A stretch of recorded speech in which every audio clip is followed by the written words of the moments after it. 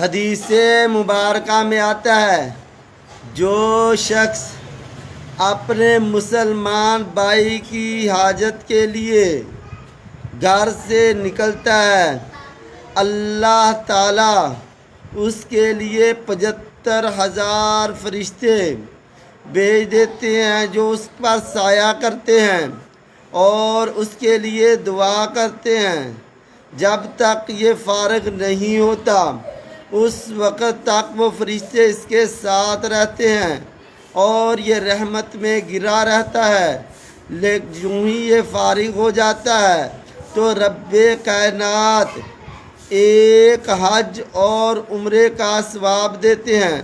تو یہ اس حاجت سے مراد جائز حاجت ہے۔ حدیث کا مفہوم کچھ یوں ہی بنتا ہے۔ تو میرے دوست ہمیں بھی چاہیے کہ ہم اپنے بھائیوں کے کام